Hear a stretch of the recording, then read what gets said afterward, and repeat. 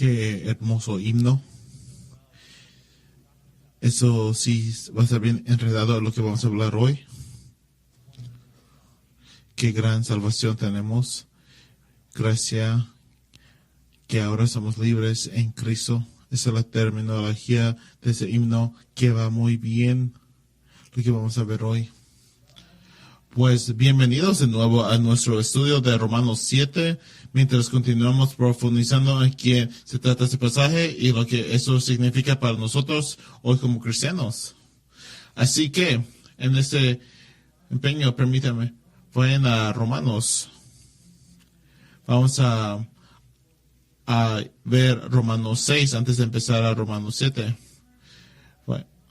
Y mientras avanzan allí, quiero repasarles brevemente a dónde hemos llegado a esta hora en nuestra serie. Recuerda, esta epístola fue escrita por el apóstol Pablo a una audiencia que es tanto judía como gentil. Comenzó el día de Pentecostés en Hechos 2, tanto los judíos como los judíos proselitos. Los judíos proselitos eran gentiles convertidos al judaísmo del Antiguo Testamento. Estaban allí ese día y fueron introducidos bajo el nuevo pacto cuando se inclinaron en arrepentimiento ante Jesús como el Mesías. Regresaron a Roma y comenzaron iglesias en casas y también ministraron a los hermanos judíos en las sinagogas locales. Aproximadamente 20 años después, en el año 49 después de Cristo, los judíos se vieron obligados a abandonar Roma debido a la orden por el emperador Claudio. Y 5 años más tarde, después de su muerte, se les permitió regresar a Roma. Se nos pone el contexto para el libro de Romanos. Los judíos cristianos regresaron lentamente, probablemente con vacilación, sabiendo que tendrían que reintegrarse con los cristianos gentiles. Y eso no iba a ser fácil. Pero los judíos no cristianos, los judíos ortodoxos que no estaban dispuestos a doblar su rodilla ante Jesús como el Mesías, regresaron relativamente rápido para ocupar sus sinagogas una vez más. Hasta que Pablo escribe Romanos para adelantarse al regreso de los judíos no cristianos y preparar a su audiencia, en mayoría gentil, sobre cómo razonar a partir de las escrituras con los judíos. Es por eso, hemos hablado por eso muchas veces, es por eso Pablo interpreta el papel a lo largo de Romanos 1 a 11 como si estuviera hablando a un judío incrédulo. No es que haya un judío incrédulo en la audiencia que le está causando problemas. Más bien, Pablo construye un debate teórico entre él y un oponente judío imaginario. Es como una conversación de lado. Y le quiere dar a la audiencia romana un ejemplo de cómo deben razonar con un judío incrédulo. ¿Cuáles deberían ser sus respuestas? ¿Cómo responderían al judío si les presionaron con las mismas preguntas? De nuevo en Romanos. Es por eso que Romanos está lleno de toneladas de preguntas retóricas, juegos de roles, personificaciones, imágenes, aliteración, metonimia, muchas cosas retóricas. Un libro muy único. Romanos es como un salón de clase donde Pablo está jugando como el abogado del diablo y haciendo que sus estudiantes piensen críticamente en cuanto a cómo responderán a la defensa del Evangelio. Y eso es porque Romanos se trata del Evangelio, de principio a fin. Sí, Pablo quiere establecer esa iglesia en el Evangelio y prepararlos para defenderla contra los judíos opuestos y luego vivirla uno a otros. Dicho esto, el contexto que conduce a Romanos 7, Romanos 1:6, nos muestra efectivamente que el Evangelio de gracia a través de la fe en Jesucristo es el único camino a la salvación. Y debido a esa poderosa obra, se nos da la capacidad de caminar en novedad de vida debido a la gracia de Dios, debido al nuevo pacto. Para decirlo sucintamente, antes de Romanos 7, Pablo ha explicado cómo Dios nos declara justos por fe para que podamos vivir en justicia por su gracia habilitadora. Es por eso que en capítulo 6, específicamente, antes del capítulo 7, Pablo desacredita el concepto erróneo común de la gracia. Gracia no es una tarjeta de salir de la cárcel, no significa eso. La gracia no es simplemente obtener algo bueno que no mereces, aunque eso es algo parte de eso. La gracia es el poder de Dios para darnos la capacidad de caminar en novedad de vida. Y eso es lo que Romanos 6 nos enseña. Debido a que somos salvos por esa gracia poderosa, debemos vivir en ese poder. Eso es Romanos 1-6. Me gustaría dar más en profundidad para dar sumario para que tenga el contexto de Romanos 7. Hay una parte de Romanos 6 donde quiero estacionarme allí antes de irme a Romanos 7, que es importante porque establece una fundación. Mire capítulo 6 de versículo 14. Porque el pecado no tendrá dominio sobre ustedes, pues no están bajo la ley, sino bajo la gracia. Fíjate en cómo se personifica aquí el pecado. El pecado no será señor de ti. Considerando el pecado como un amo o un rey. No es que el pecado sea un ser personal, pero Pablo emplea una táctica retórica de enseñanza para personificar el pecado debido a lo complicado que es visualizar el concepto del pecado y su poderosa presencia en nuestras vidas. La personificación es la mejor manera de comunicar eso. Ahora, considere la lógica de este versículo, que a menudo se pasa por alto, pero es muy formidable. ¿Por qué el pecado no reina sobre nosotros? Y él lo explica en este versículo, segunda parte del versículo, porque no están bajo la ley, sino bajo la gracia. Ahora, revierta esa lógica. Cuando usted está bajo la ley, el pecado es dueño de usted. ¿Ves esa lógica? Esperemos que esa tenga sentido para ti. Para ser transferido de fuera de la ley y colocado bajo la gracia.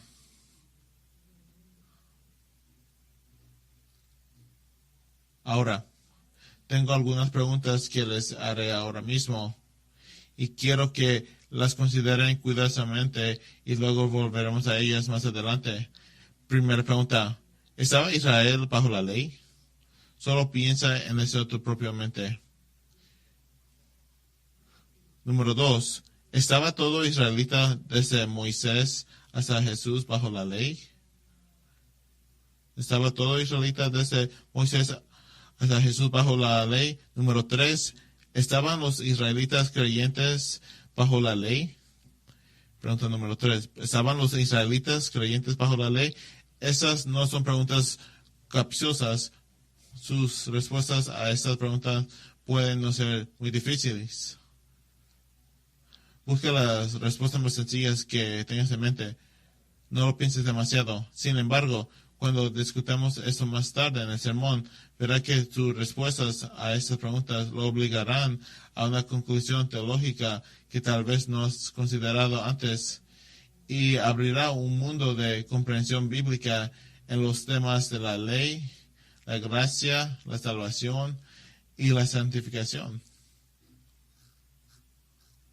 La última cosa que quiero mencionar antes de llegar a Romanos 7 es que los términos ley y gracia Aquí en capítulo 6, versículo 14, dice que no están bajo la ley, sino bajo la gracia.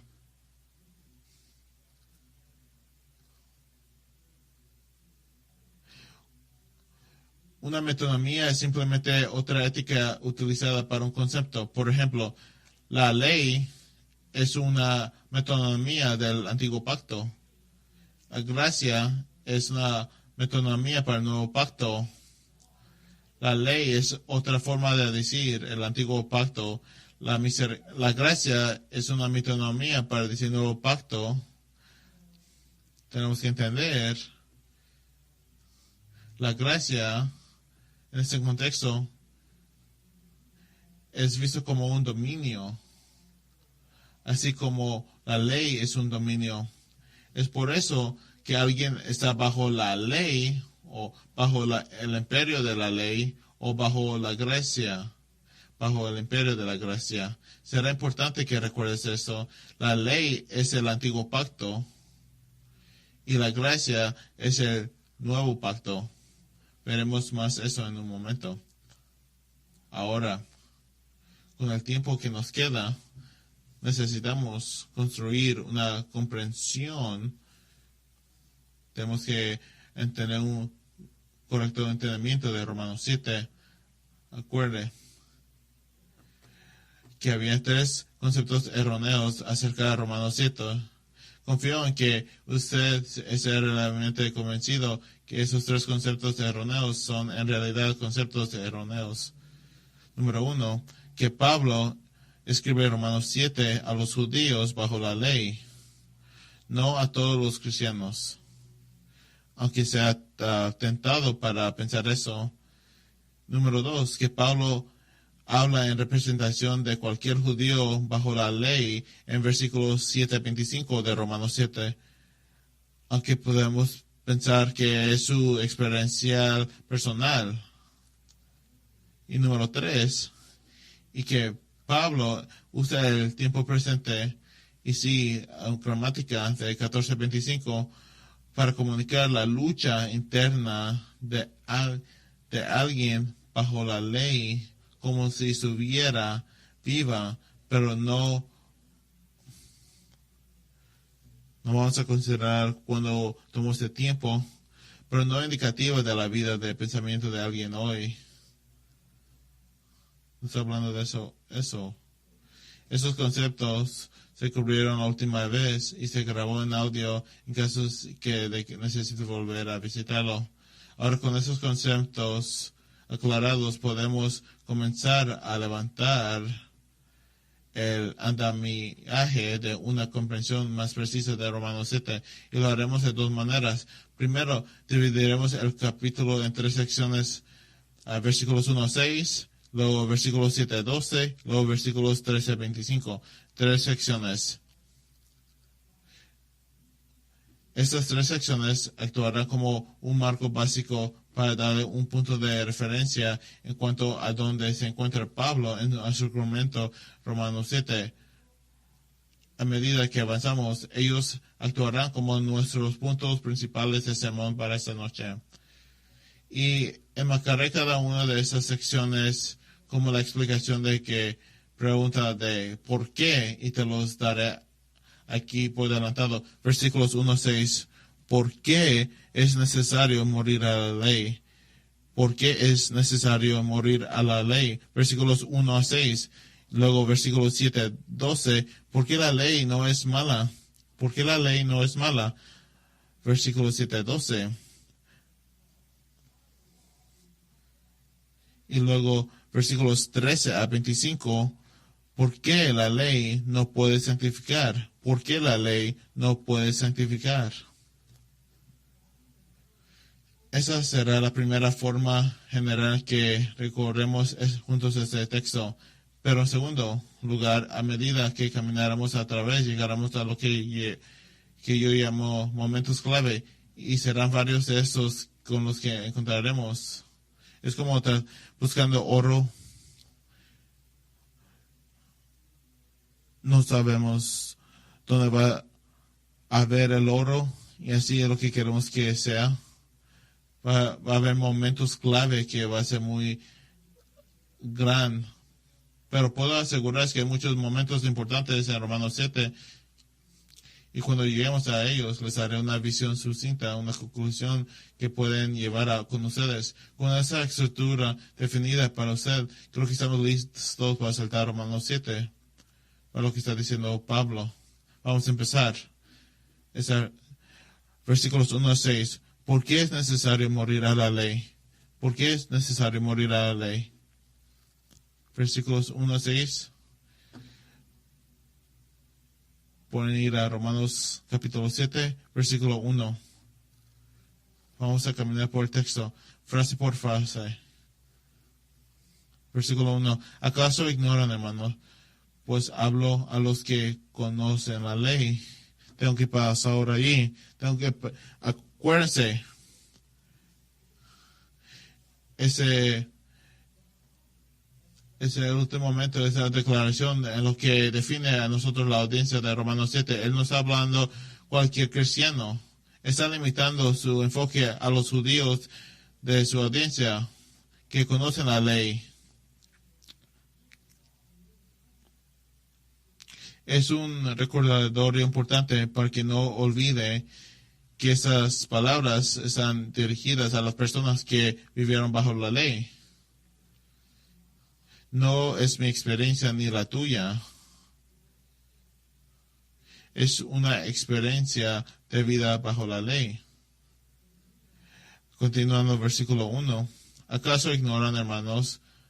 Pues hablo a los que conocen la ley, que la ley tiene jurisdicción sobre una persona mientras vive. Esto es sencillo. No es demasiado complicado de entender. Pablo hace una afirmación proporcional aquí de que la ley mosaica, el antiguo pacto, gobierna a las personas para su vida. Podemos ver eso reflejado al aspecto al que habla la ley. Hay niños bajo la ley, como dice Deuteronomio 6. Hay ancianos en la ciudad. También hay ancianos en la ciudad que deben seguir los procedimientos bajo la ley. Deuteronomio 21. No hay nada en la ley que se agote para una persona cuando llega a cierta edad. No hay nada así. Las estipulaciones de la ley de Moisés se refieren a la totalidad de la vida de una persona. De esa manera, si estás bajo la ley, no puedes salir de la ley hasta que mueras. Es la única manera que puedes salir. Y eso no es solo una muerte espiritual y simbólica. Estamos hablando del hecho que un israelita debe morir físicamente para finalmente ser libre de la ley mosaica. Ese es un contexto. Versículo 2. Pues la mujer casada está ligada por la ley a su marido mientras que él vive. Ahí voy a parar. Pablo usa esto como una mujer no puede estar con otro hombre mientras su marido esté vivo. El hecho de que él y ella estén vivos los mantiene unidos en matrimonio. Por supuesto, hay situaciones de divorcio que están justificadas, pero Pablo está pensando idealmente aquí. En otras palabras, porque pase el divorcio, que pase el pecado, es siempre la razón por la que el divorcio debe suceder. Pero está pensando que la muerte es la única separación donde un hombre y una mujer serán separados. Es algo importante. Ahora, segunda parte del versículo 2. Pero si un marido muere, queda libre de la ley en cuanto al marido. Fíjate en ese paralelo a cómo israelita debe morir para ser liberado de la ley de Moisés. Del mismo modo, en el matrimonio, la muerte tiene que pasar para que la dirección legal.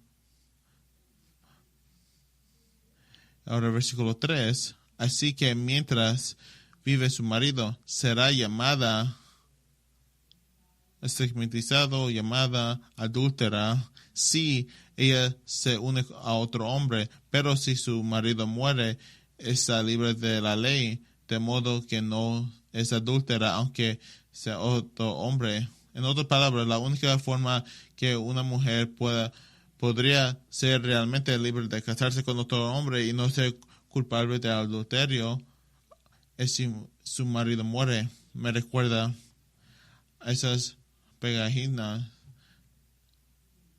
de carros que dice: la libertad no es gratis, requiere un sacrificio. La gente tuvo que morir para ganar nuestra libertad en ese país. Siempre enseña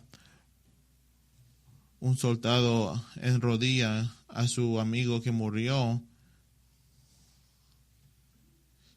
Verdadera libertad de la ley requiere muerte, un sacrificio. Esa es la pista.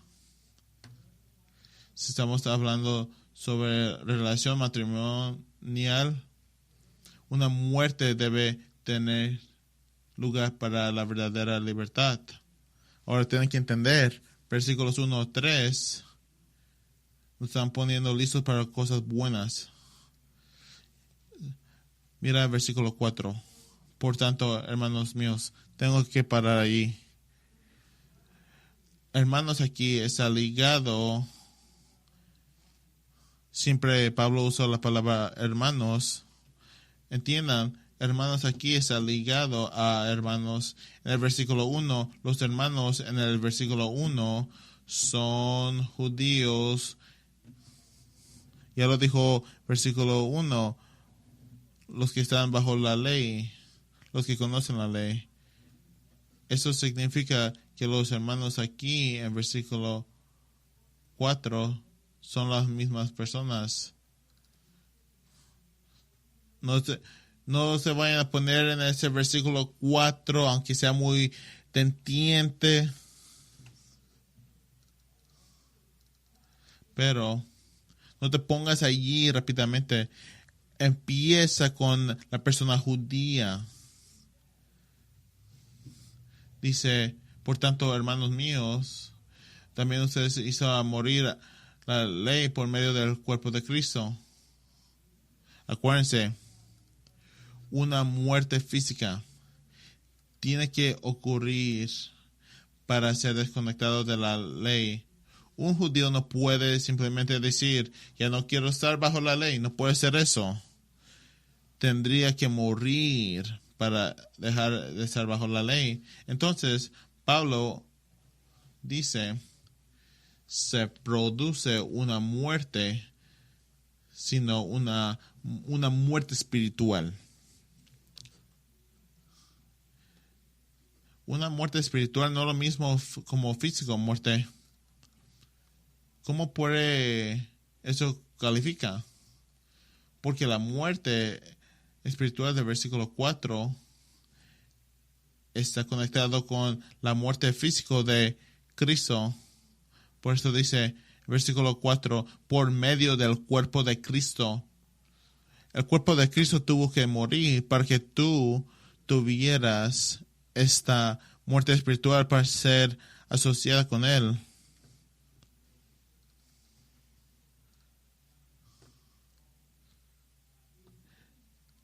No es posible si tienen un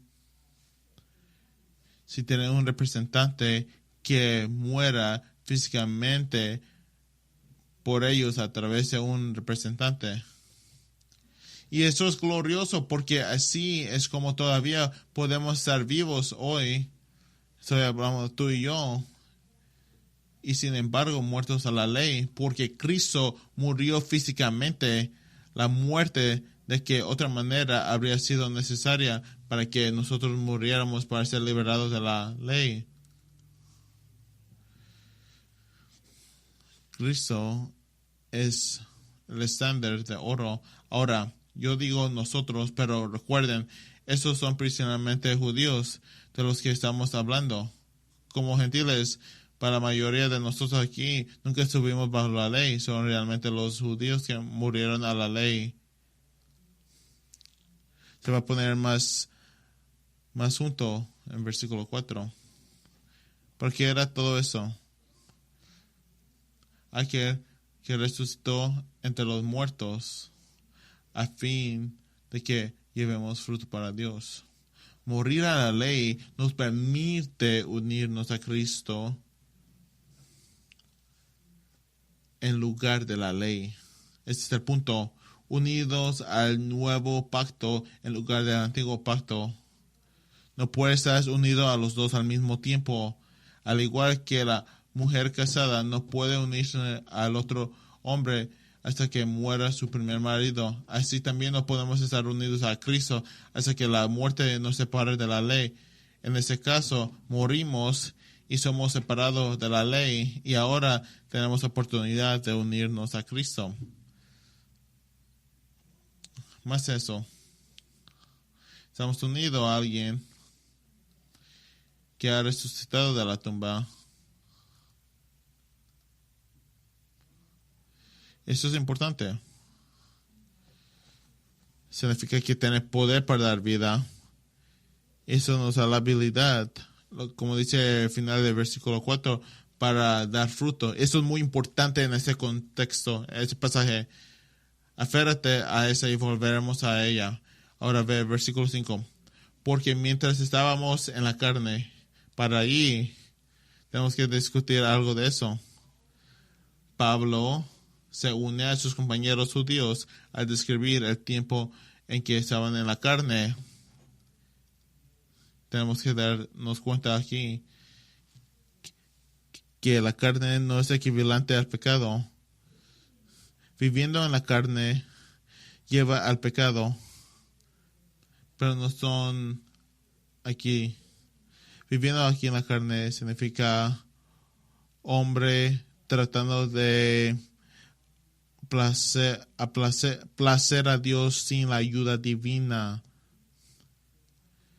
sin la ayuda del Espíritu Santo. Eso es lo que significa. Estando en la carne no es equivalente como ser un crédulo. Técnicamente es verdadero. Estando en la carne no es equivalente a ser como un impío. Todos los impíos están en la carne. Es verdadero. Pero estando en la carne antes de la venida de Cristo, en esta era es diferente. Antes de la venida de Cristo, estando en la carne, no era una indicación que eras un crédulo. Vamos a continuar en el versículo 5 y vamos a ver cómo sigue eso. Porque mientras estábamos en la carne, las pasiones pecaminosas actuaban en los miembros de nuestro cuerpo al final de llevar fruto para muerte. Fíjate el contraste. Cuando nos unimos a Cristo en el versículo 4, damos fruto para Dios. Pero en el versículo 5, cuando se nos deja nuestros propios recursos sin ayuda divina, sin el Espíritu Santo, damos fruto para la muerte. Ese es el contraste. Y no tenemos esperanza de dar frutos justos. Y eso nos lleva a nuestro primer hito. Hito número 1, versículos 4-6. Son unos microcosmos de capítulos 6-8. Versículos 4-6 son un microcosmos de capítulos 6-8. ¿Qué quiero decir eso? Quiero decir que el versículo 4 es una miniatura del capítulo 6. El versículo 5 es una miniatura del capítulo 7. Y versículo 6 es una miniatura del capítulo 8. En otras palabras, versículo 4 resume sucintamente el capítulo 6 en una frase. El versículo 5 resume sucintamente el capítulo 7 en una frase. Y el versículo 6 resume sucintamente el capítulo 8 en una frase. ¿Cómo lo sabemos? Porque la terminología en el versículo 4 refleja el capítulo 6. Casi literalmente la terminología del versículo 5 refleja el capítulo 7 casi literalmente. Y la terminología en el versículo 6 refleja el capítulo 8 casi textualmente. hice un análisis exhaustivo de los términos y sorprendentemente obvio. ¿Cuál es el punto? El versículo 4 es la descripción de un cristiano que está dando fruto. Es lo que está diciendo final del versículo 4, ¿que no? El capítulo 6 es una descripción de un cristiano que da fruto. Versículo 6 es una descripción de un cristiano que camina en el Espíritu. Así es lo mismo en capítulo 8. Pero ahora mira el versículo 5 del capítulo 7. Cuando estuvimos en la carne, porque estábamos en la carne, las pasiones pecaminosas despertadas por la ley actuaban en los miembros de nuestro cuerpo al final del fruto de muerte.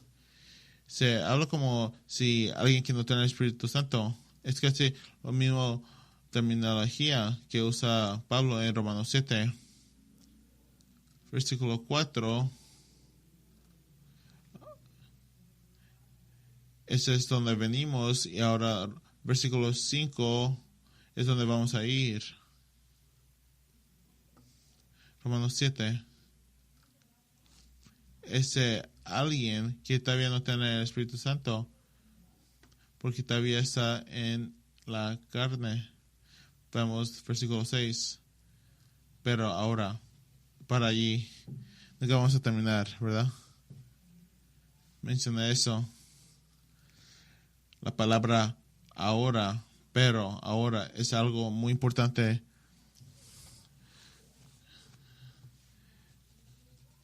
Eso es la última vez que vas a ver con una tiempo experiencial cristiana en todo el libro de Romanos. Versículo 6 es la experiencia cristiana donde te puedes encontrar.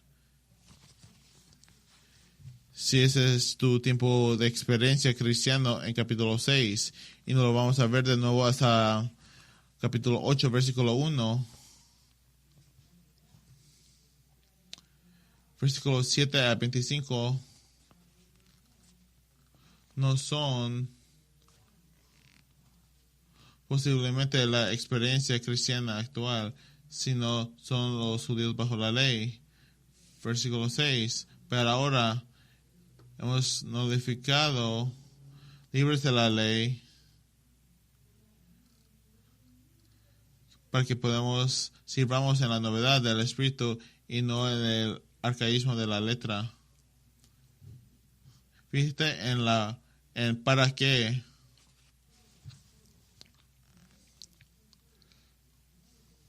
En otras palabras, ¿por qué era necesario? Porque fuéramos sueltos de la ley. Es para que podamos servir en la novedad del Espíritu y no en el arcaísmo de la letra. Ese es el punto número 1. ¿Por qué debemos morir a la ley? Es porque podamos servir en la nueva del Espíritu. Y aquí hay más metonomías. La novedad del Espíritu, esa es la metonomía, es el nuevo pacto. La antigüedad de la letra es el antiguo pacto. Usted puede ver, porque el tema de Romanos 7 es el antiguo pacto, en contraste con el nuevo pacto. No me lo estoy inventando. Pablo nos está preparando con esa terminología. Y aquí está el momento histórico número 2. Momento histórico número 2, el versículo 4 y el versículo 6 definen a un verdadero cristiano. Versículo 6, los verdaderos cristianos caminan en la novedad del Espíritu. Esa es la razón por que fuiste salvado, para que puedas vivir de modo que sirvamos en la novedad del Espíritu. Verdaderos cristianos traen fruto a Dios.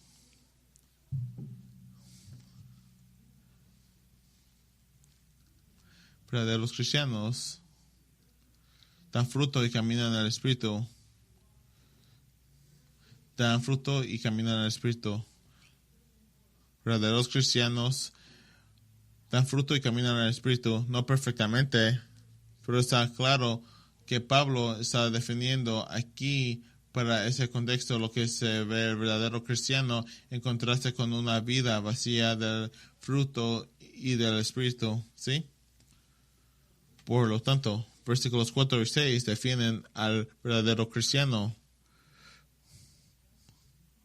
especialmente para este contexto. Así se ve el verdadero cristiano, versículos 4 y 6. Ahora aquí, una observación importante cuando miramos versículos 7-25, no hay fruto ni espíritu. No es una coincidencia, porque Pablo acaba de definirnos en ese contexto como es un verdadero cristiano. E irónicamente, esos son los dos atributos que están popularmente ausentes.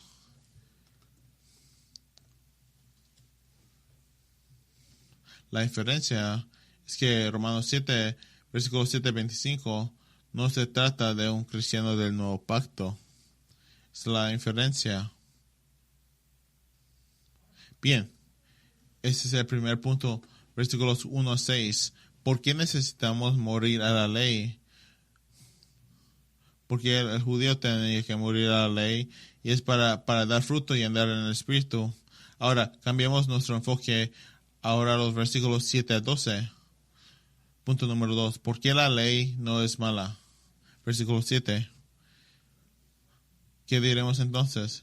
¿Es pecado la ley? Acuerden que deberíamos decir la fórmula de Romanos 7. Esa es la idea. Dice, aquí está la respuesta. De ningún modo.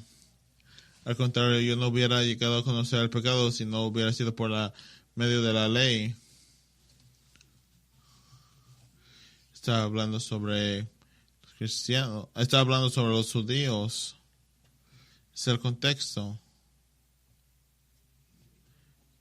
Los judíos en la audiencia tienen que relacionar su experiencia bajo la ley, que se va a ver lo mismo en Romanos 7, de 7-25. Y una persona con esa experiencia admitirá, como el versículo 7, no hubiera llegado a conocer el pecado si no hubiera sido por la ley. No hubiera dicho, no codiciarás. Pablo está declarando aquí que la ley no es pecado, la ley no es mala. De hecho, la ley expone el pecado. Luego en versículo 8, Pablo personifica el pecado de nuevo, pero el pecado, aprovechándose del mandamiento, produjo en mí toda clase de codicia, porque aparte de la ley, el pecado se ha muerto.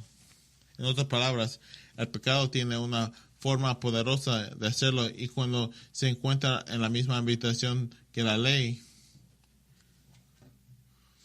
el pecado encuentra aún más coraje para flexionar sus músculos. Es irónico, porque es como el pecado estuviera motivado por la presencia de la ley. Oh, la ley está aquí, bien, ahora quiero ser más pecador. Y la ley, por inocente y pura que sea, es como un niño pequeño. No lo tomes teológicamente. Sé que los niños son pecadores, yo tengo uno. Es como un niño inocente que no puede hacer nada sobre la fuerza del pecado. Es la ley. La persona que en algún momento ha vivido bajo la ley, si honesta, admitirá el versículo 9, porque dice, en un tiempo yo vivía sin la ley, pero al venir el mandamiento, el pecado revivió y yo morí. Este versículo puede ser difícil para aprender, pero imagínense conmigo a un hombre judío fiel antes del evento del monte de Sinaí y antes de conociera la ley de Moisés. En cierto sentido, aunque sabemos que sigue siendo un pecador, podría considerar así como un hombre que hace todo lo posible para vivir delante de Dios Altísimo. Pero cuando la ley se encuentra con su mente por la primera vez en Monte Sinaí, queda impresionado con la precisión de la perfección que Dios requiere. Esa comprensión se da cuenta la exactitud de cada latido de su corazón detrás de la ley. Solo queda más restaurado por el fuerza de la ley. En otras palabras, la ley hace brillar un rayo de luz en los oscuros recovecos de su corazón y expone el pecado a la plena luz.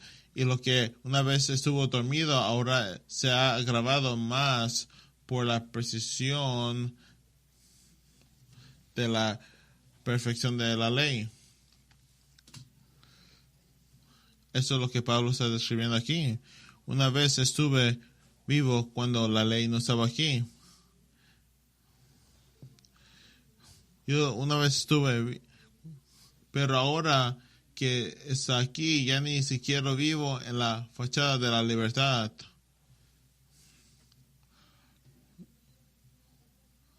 Estoy encarcelado a la fuerza del pecado como nunca antes lo había experimentado, como arenas movedizas. Cuando más lucho por librarme, más me ahogo. Esa es la difícil situación de todo hombre sin la ayuda divina. No importa cuán buenas pueden ser sus intenciones de ayudarse a sí mismo, sus esfuerzos no hacen más que acelerar su derrota. Versículo 10.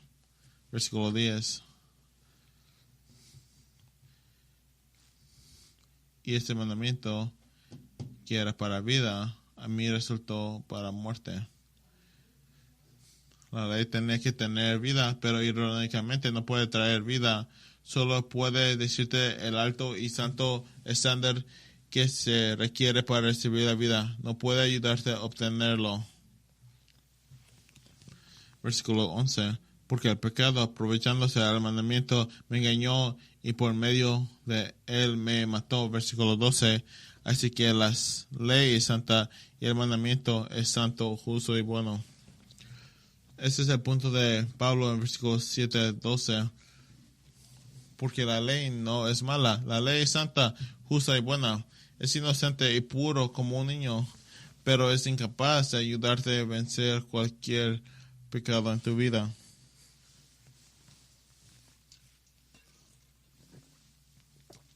Ahora vayamos a nuestra sección final. Versículos 13 a 25. ¿Por qué la ley no puede santificar? Versículos 13 a 25. ¿Por qué la ley no puede santificar? Esa no es una pregunta retórica. Entonces, lo que es bueno vino a ser causa de muerte para mí, de ningún modo. Al contrario, fue el pecado a fin de mostrarse que es el pecado al producir mi muerte por medio de lo que es bueno, para que por medio del mandamiento el pecado llegue a ser en extremo pecaminoso.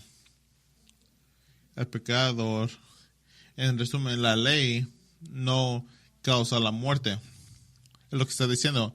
En cambio, la ley solo incita al pecado a causar la muerte. El pecado es el criminal.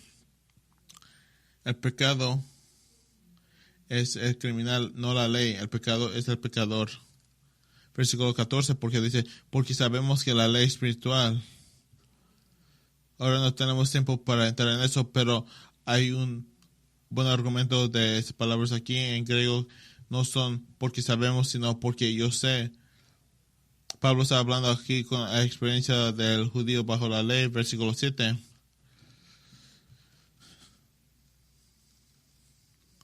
Él dice,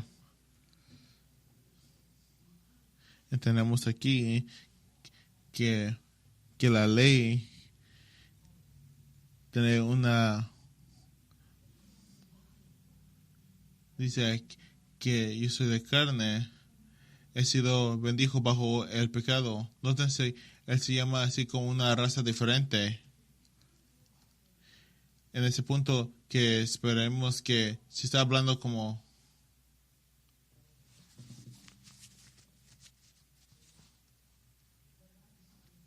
no está diciendo eso.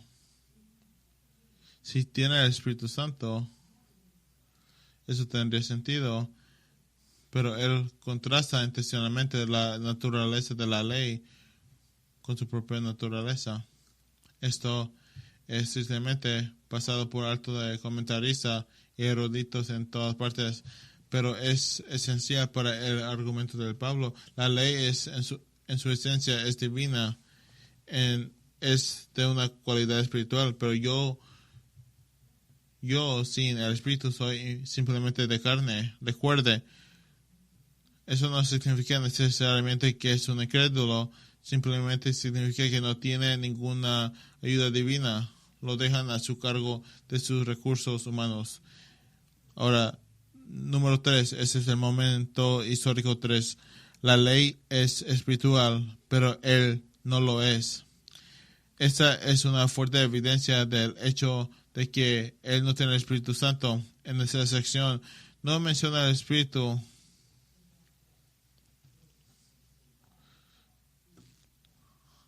La ley es llamada espiritual, pero él dice que yo soy carnal.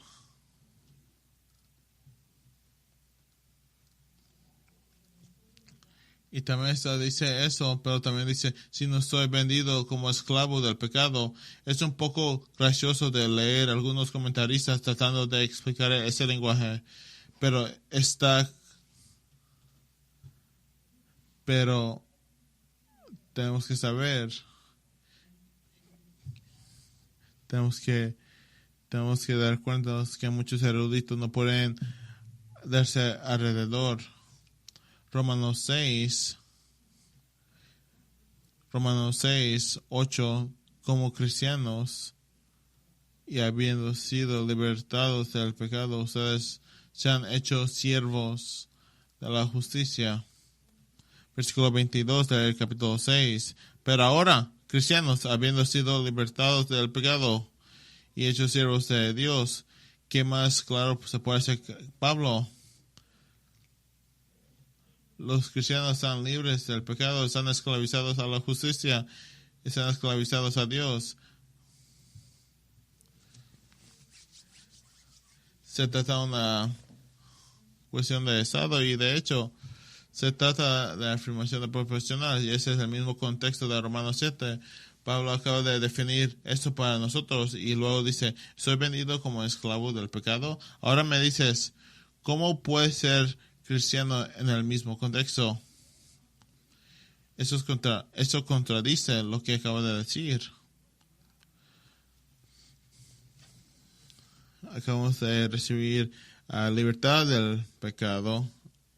Ahora, capítulo 7, versículo 14, vemos a alguien que está esclavizado al pecado. Ahora, versículo 15 del capítulo 7, son palabras a veces sentimos y con los que lo resonamos, porque lo que hago no lo entiendo, porque no practico lo que quiero hacer, sino que lo que aborrezco, eso lo hago. Eso es ambivalencia, es una lucha, porque es más que eso. La terminología es alguien que ha perdido el control. No sé si puedes escuchar esto de la terminología. A veces nos colocamos en este versículo tan rápidamente que no miramos acerca de la terminología para ver si esa es realmente nuestra experiencia. Se trata de alguien que quiere hacer el bien, pero no es capaz de hacerlo. Este es el punto. Ve el versículo 16. Y si que no quiero hacer eso hago, estoy de acuerdo con la ley. Ese es el momento histórico número 4. Ese es el momento histórico número 4. Y eso es el argumento de la coartada. Eso es fundamental para entender el complicado razonamiento de Pablo aquí.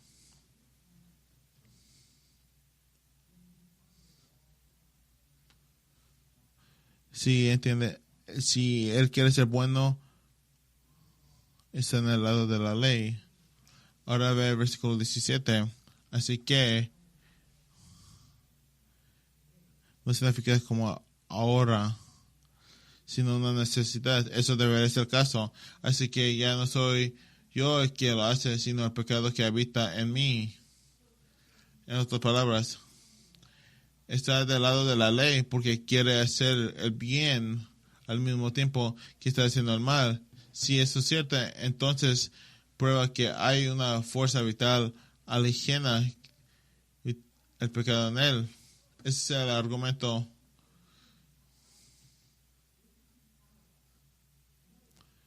En otras palabras, si está ausente de la escena del crimen, entonces tiene una coartada. Su mente quería hacer el bien en el momento del crimen, por lo tanto, su mente no puede ser responsable del crimen. El pecado debe ser responsable. A lo mejor pueden hacer muchas preguntas.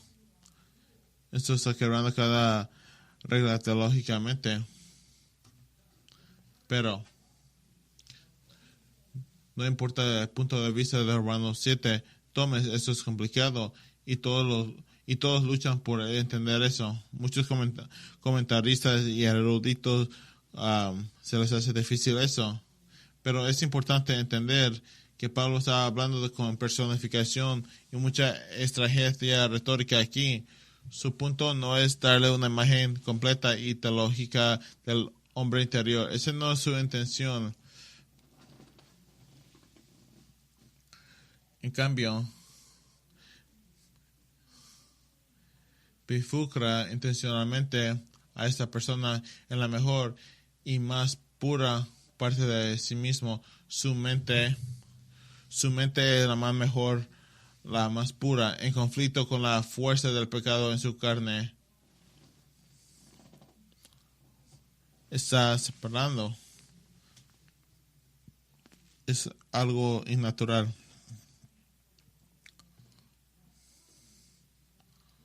Su punto no es para dar cómo es el hombre interior. Está diciendo una persona bajo la ley que quiere placer a Dios con su mente, a la ley, aplazar a Dios.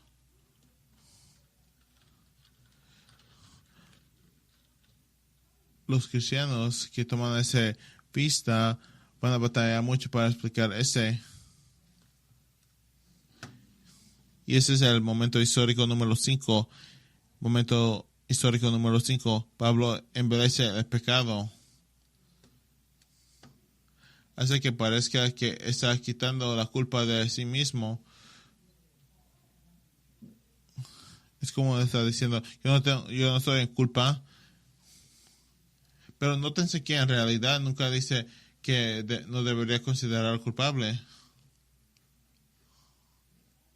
Él nunca le echa la culpa al pecado. Dice que la más mejor de su mente no es lo que está causando el problema, sino el pecado en la carne sí lo está haciendo. No hay un verdadero pecado que es como un extraterrestre. Pablo trata de exponer que el pecado tiene una fuerza que trabaja contra su libre albedrío.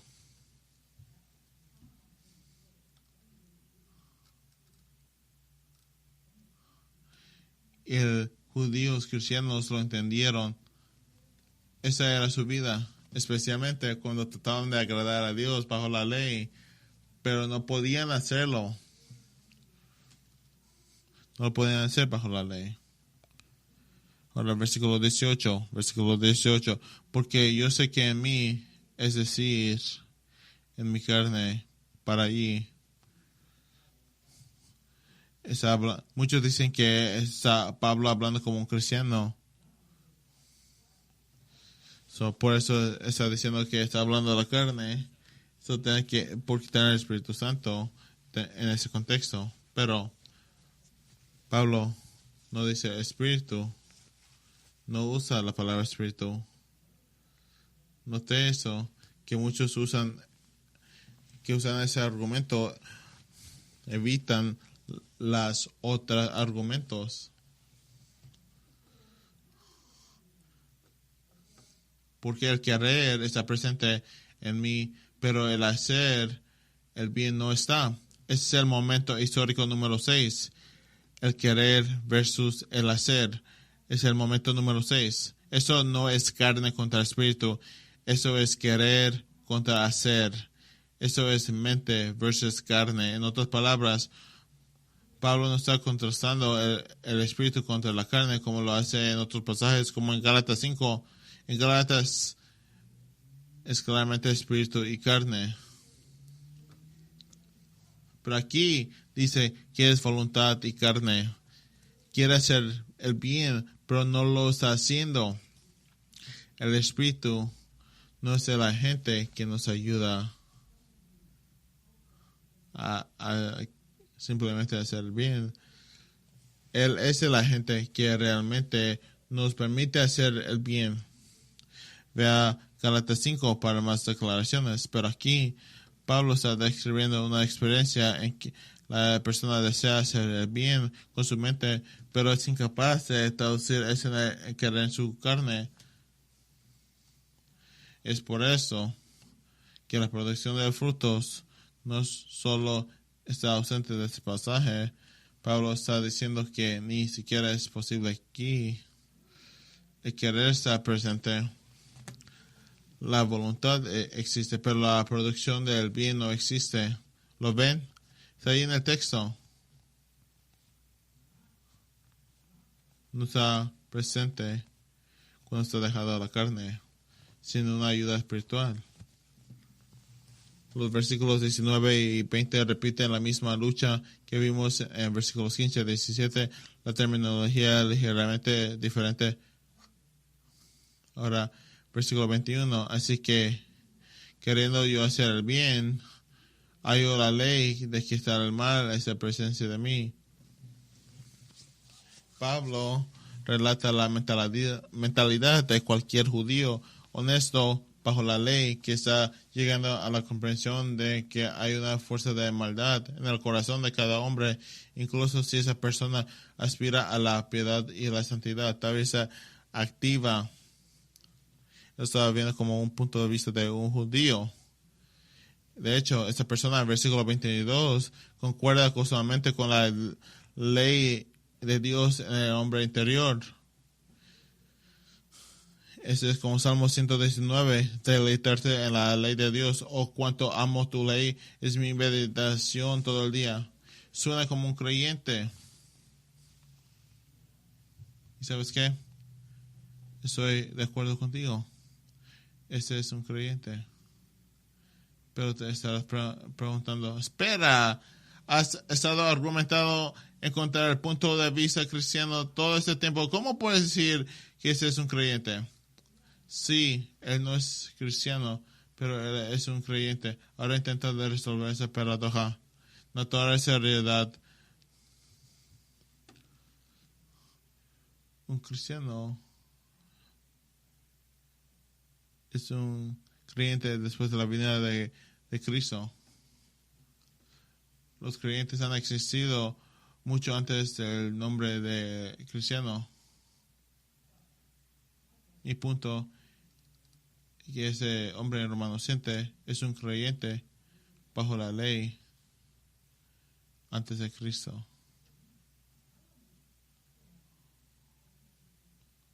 Un creyente bajo la ley, un santo Antiguo Testamento. Es como Moisés, Samuel, el rey David, el rey Salomón, el rey Josías, Daniel, Esdras. ¿Sabes quién es? No es tú y no soy yo. Ese hombre anhela agradar a Dios porque es un creyente, pero es incapaz de agradar a Dios de la manera que debería porque está bajo la ley y no bajo el nuevo pacto. Es por eso en el versículo 22 dice, porque en el hombre interior me deleito con la ley de Dios, porque es un creyente. Pero luego en el mismo aliento, en versículo 23, dice, pero veo otra ley en los miembros de mi cuerpo que hacen guerra contra la ley de mi mente y me hace prisionero de la ley del pecado. ¿Por qué está diciendo eso? Porque está bajo la ley y está vendido el esclavo del pecado. ¿Recuerdas Romanos 6:14? Al comienzo del sermón, 3 preguntas. ¿Estaba Israel bajo la ley? ¿Estaban todos los israelitas desde Moisés hasta Jesús bajo la ley? ¿Estaban incluso los israelitas creyentes bajo la ley? La respuesta a todas esas es sí. Todo Israel estaba bajo la ley de ley antes de Cristo. Romanos 6:14, el pecado no está en señorear de vosotros porque no estáis bajo la ley. En Romanos 6:14, el pecado también fue su amo.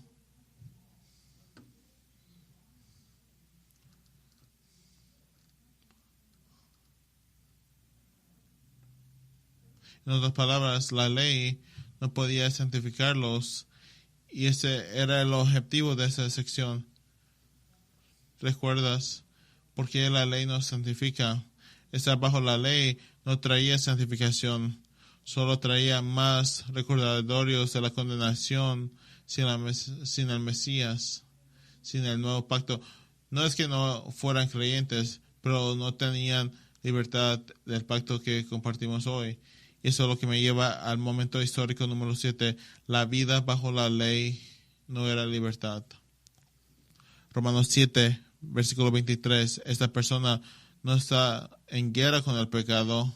No solo está en guerra con el pecado, es tomado como prisionero. Es un prisionero de guerra.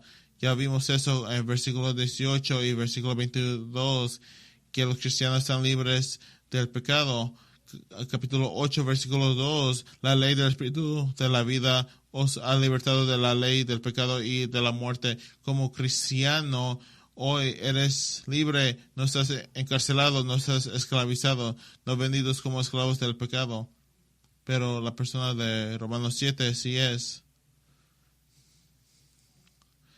Tanto como un santo del Antiguo Testamento se deleita, puede relacionarte con esta persona. Pero no solo obtienes los deseos piadosos del santo del Antiguo Testamento de agradar a Dios y anhelar hacer voluntad, sino que realmente tienes capacidad de caminar en cualquier punto, porque tienes el Espíritu de Dios del nuevo pacto de gracia, y eso de toda la capacidad de la caminada de novedad de vida. Versículo 24.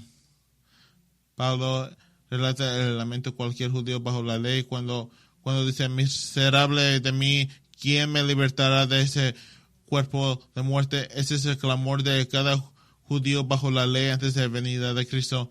Ahora vea versículo 25. Gracias a Dios por Jesucristo, Señor nuestro. Así que yo mismo, por un lado, con la mente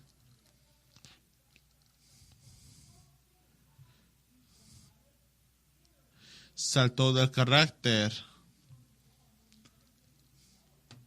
Porque el judío bajo la ley en Romanos 7 no sabe acerca de Jesús, pero Pablo sí.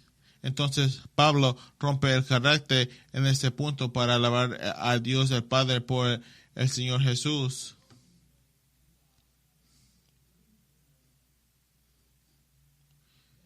Y luego se concluye el capítulo, cómo es la vida bajo la ley.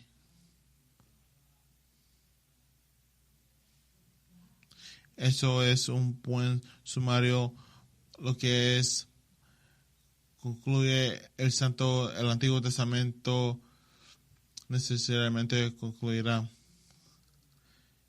Ese es el número 8 histórico. Querer hacer el bien no es lo mismo que hacer el bien. Querer hacer el bien no es lo mismo que hacer el bien. Versículo 25, que su mente es pura, pero su carne todavía está produciendo el pecado.